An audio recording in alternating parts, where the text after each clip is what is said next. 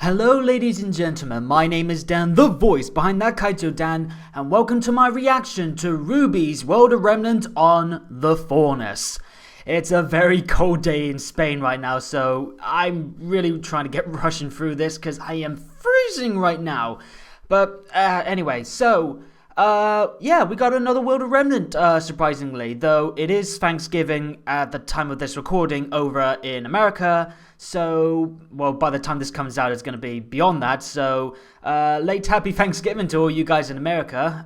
So yeah, we've got a World of Remnant this time instead of an episode, which is fair. Everyone's got to have the holidays to celebrate and be with their loved ones. And the RWBY crew do deserve some rest. But on the flip side, we got a topic that a lot of us have been wanting. Some more information on the Faunus. I think this is probably like one of the biggest topics outside of, like, say, the Silver-Eyed Maidens or the Seasonal Maidens or anything like that we want to know more on. So it's about time we get something like that. And of course, as we're starting to see Blake and Sun go to Menagerie soon, this is probably going to be key information. So enough rambling, let's get into this. 3, 2, 1, click. RWBY World of Remnant. I wonder how many of these we're going to have by the end. Are we going to have 4 in between each season again, like before? Or are we going to have more because of the ones that we had before the volume started? You know, most of us spend a lot of time talking about mankind versus Grimm. But technically, there is a third party in the mix. The Faunus. The Faunus. In case you're not in the know, the Faunus are a species on Remnant that appear to be human in just about every way. Except every way but one. Each Faunus has a single animalistic trait. Yep. Some more like why Blake has cat ears and why Neon has a cat tail. Cat ears. I swear, on my huntsman's license, I once saw a guy regrow his severed lizard tail. I swear. Lizard Faunus, that's a first. I don't think we've had anything like that before. And he mentioned something about a hunter's license as well. That's interesting. Faunus have been around as long as mankind, if not a little longer. Alright. History gets a little fuzzy past a certain point.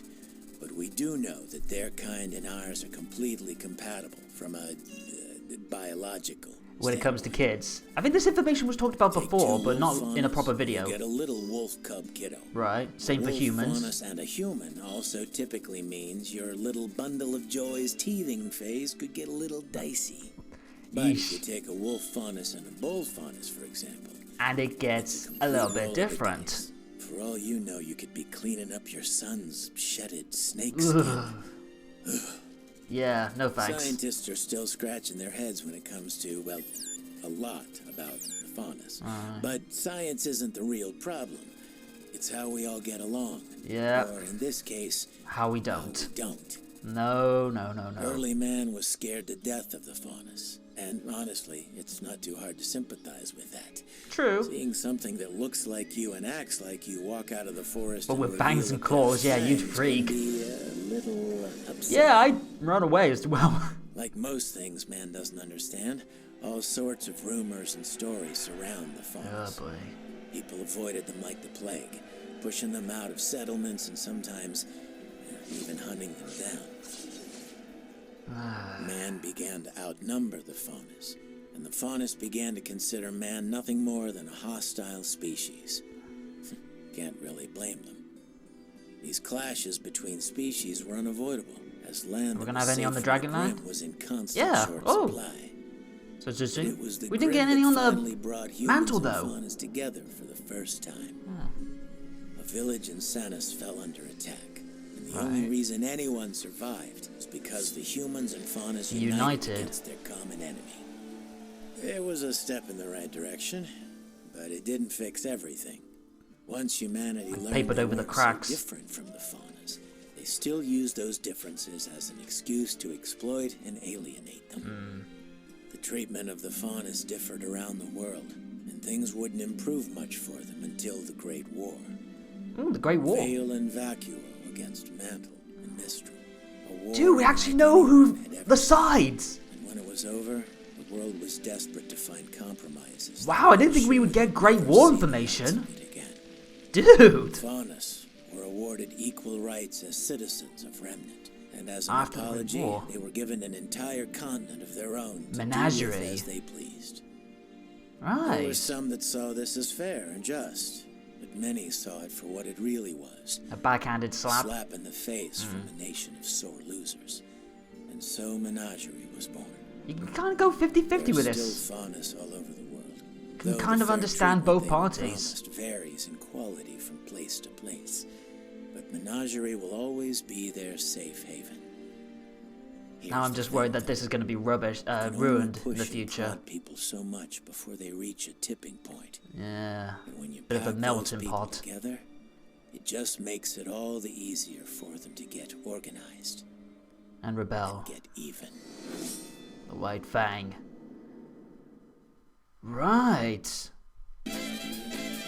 Okay, that was interesting. So, not much in terms of like Faunus culture and some other dynamics like that, but interesting stuff that we got to see for the first time there. And some parts that have been mentioned elsewhere, but put into an actual World of Remnant, which is more than handy. Like the stuff with the kids and the one animalistic trait. Yeah, I didn't expect we would get some stuff on the Great War as well. I guess that was a major thing that impacted the Faunus as much as everything else.